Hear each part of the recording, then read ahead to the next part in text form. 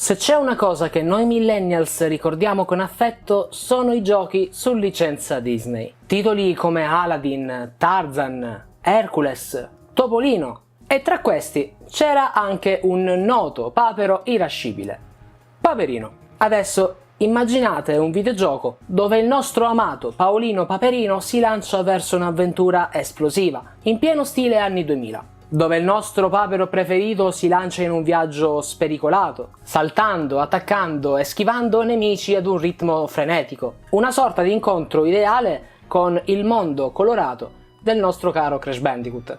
Questo è Paperino, Operazione Papero, conosciuto all'estero anche come Donald Duck Quack Attack o Going Quackers. Un gioco che portava la firma di Ubisoft e Disney e che riusciva a combinare l'umorismo di Paperino con il dinamismo del gameplay di Crash. Salve a tutti crashari e benvenuti in questo nuovo video. Io come sempre sono Daniku94 del Crash Bandicoot Zone ed oggi parleremo di Paperino Operazione Papero tra Crash Bandicoot e Rayman 2.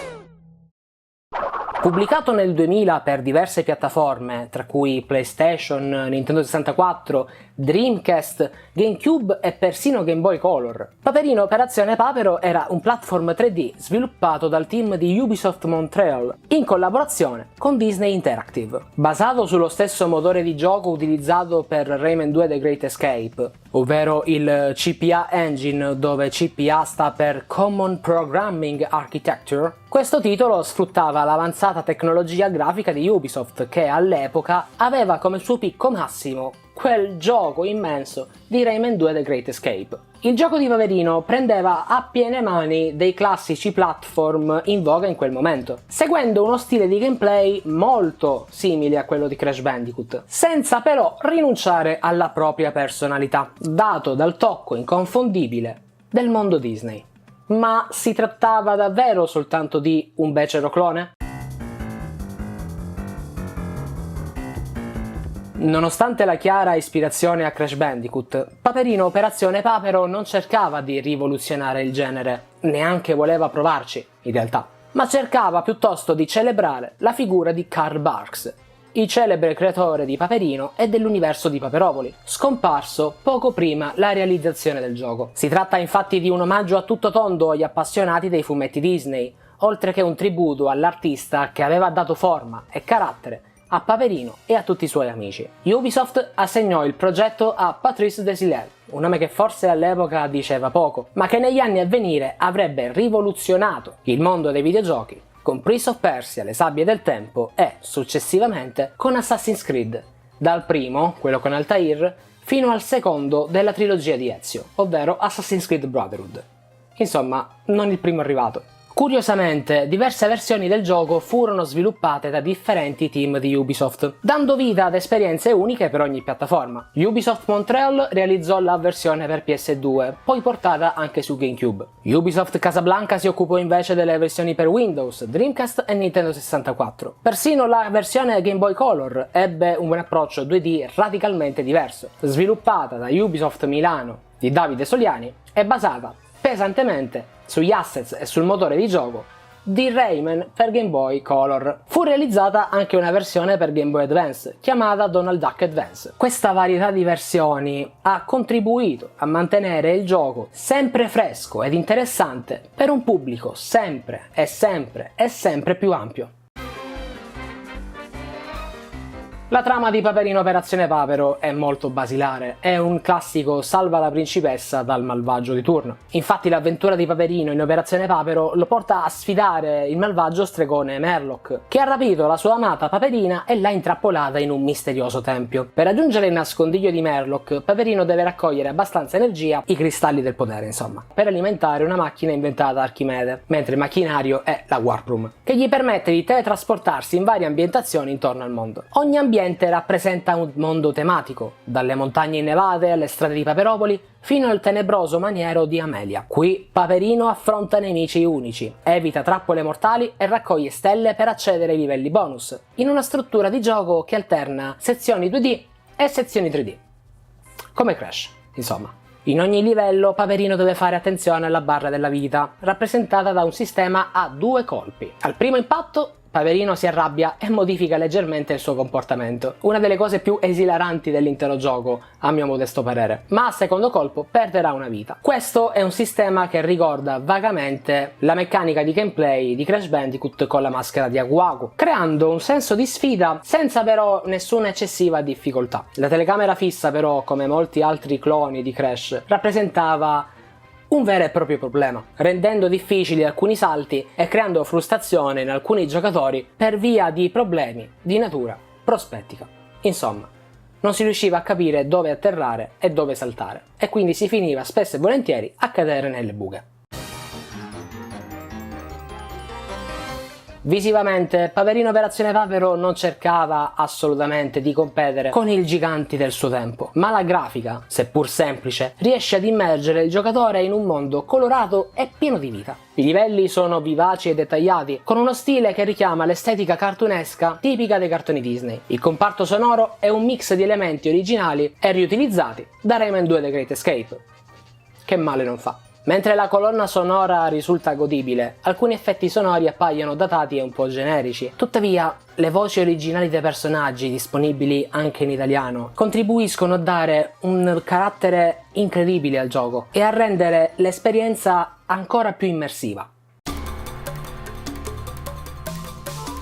Per molti giocatori italiani, Paperino Operazione Papero è diventato un gioco di culto, anche grazie ad una particolare strategia di distribuzione. Oltre ad essere venduto nei negozi, infatti, era disponibile anche nei supermercati all'interno delle confezioni dei cereali e veniva pubblicizzato nelle pagine del settimanale Topolino, rendendolo accessibile ad un vasto pubblico. Per esempio, nel 2001 la redazione di Topolino chiese ai suoi giovani lettori di votare il loro personaggio preferito dei videogames. Il risultato, pubblicato nel numero 2367 del settimanale, è davvero interessante e divertente. Al primo posto troviamo il nostro Crash Bandicoot, al secondo posto Spyro e Paperino, protagonista dell'allora recentissimo Paperino Operazione Papero, appunto, e al terzo posto Super Mario. I successivi posti sono anch'essi molto interessanti. Abbiamo il caro Bugs Bunny, reduce da Lost in Time ed il suo seguito, Rayman, con 2 giochi a carico, tra cui il meraviglioso Rayman 2, Sonic, Pac-Man e Croc, Buzz Lightyear e Chocobo, Casper e Tarzan. Insomma, tutti i protagonisti di videogiochi pubblicati proprio in quel periodo. Io per esempio sono venuto a conoscenza di questo gioco grazie alla demo disponibile all'interno dei Gelati Motta, in cui era presente anche un minigioco di Topolino. All'interno di questa demo c'era il maniero di Amelia, che all'epoca comunque richiedeva parecchia RAM e parecchia capienza, sia lato hard disk sia lato scheda grafica, quindi di conseguenza per un PC dell'epoca che girava spesso e volentieri non con Windows XP ma con Windows 98, era un bel po' pesantuccio. In un'epoca in cui le piattaforme di gioco erano in rapida espansione, Paperino era presente praticamente ovunque, diventando un classico per molti. Inoltre, in Italia è diventato ancora più famoso grazie ad un meme che è nato negli ultimi 10 anni sui social, legato ad una pagina Facebook, ovvero "Come si scarica Paperino Operazione Papero? Scrivete come fare a scaricarlo", che chiedeva come scaricare e craccare il gioco. Questo episodio ha aggiunto un tocco ironico alla popolarità di Paperino Operazione Papero, consolidando la sua presenza nella cultura popolare del gaming in Italia.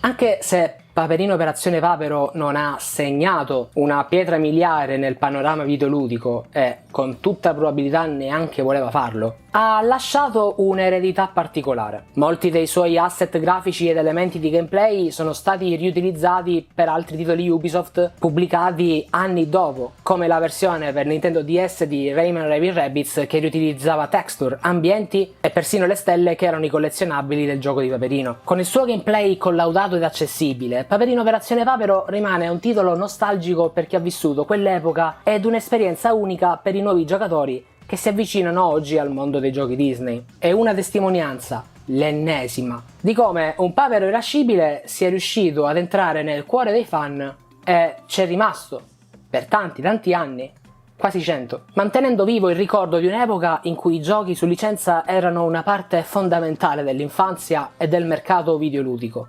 Anche a distanza di anni, Paperino continua a regalarci ore di divertimento, di intrattenimento e riesce a suscitare dei sorrisi, unendosi a quel legame speciale tra videogiocatori e personaggi che rimangono con noi, come vecchi amici, per tutta la vita.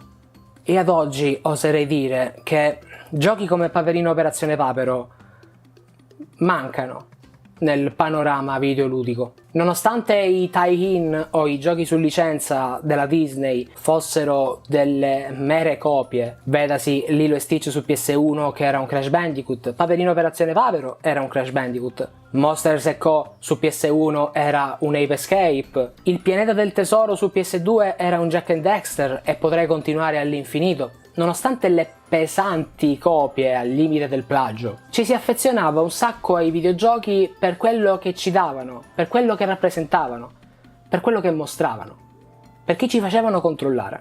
Controllare un Jim, un Paperino, un Sully, ci dava comunque l'impressione di star giocando al gioco dei nostri film preferiti, dei nostri personaggi Disney preferiti. E ce ne infischiavamo se magari uno era la copia becera di un altro. Quando mi ritrovo quindi a pensare che giochi odierni indipendenti e quindi con poco budget vanno a prendere di peso altri titoli più blasonati, vedasi Pizza Tower e Anton Blast che si rifanno moltissimo a Wario Land o Nico De Rico che si rifà a Crash, Rayman Origins e Donkey Kong, non riesco a vedere queste copie, queste pesanti ispirazioni come un qualcosa di negativo, perché se alla fine si va a copiare e si va a copiare bene un qualcosa che funziona, non significa che il gioco che copia non funzioni. Può peccare di originalità?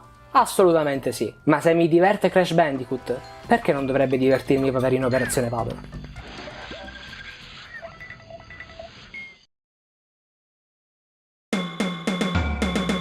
Ed è con questo quesito che lascio la parola a voi. Ditemi che cosa ne pensate di Paperino Operazione Papero, dei tie-in e dei giochi su licenza Disney e non solo. Scrivetelo qui sotto nei commenti e instauriamo una bella discussione. Vi prego, non ditemi che volete anche un remake di Paperino Operazione Papero, non per qualche cosa, ma io non ho abbastanza soldi, non voglio comprare l'ennesimo remake perché lo comprerei, è quello il problema.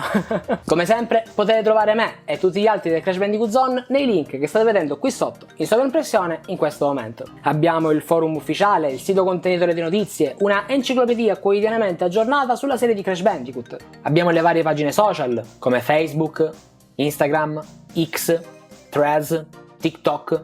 Abbiamo anche un canale Telegram. Decidete voi dove andare per entrare a far parte della community più vecchia e più longeva di Crash Bandicoot in Italia. Noi come sempre ci vediamo ad un prossimo video Crashari, statemi bene e come sempre, viva Crash Bandicoot e Paperino!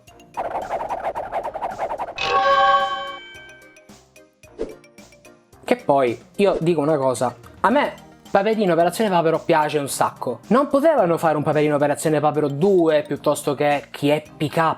Ragazzi, Chi è PK per chi ha letto il fumetto di PKNA è blasfemia, è proprio la cosa più brutta mai esistita. Ed è un peccato perché c'è del potenziale assurdo.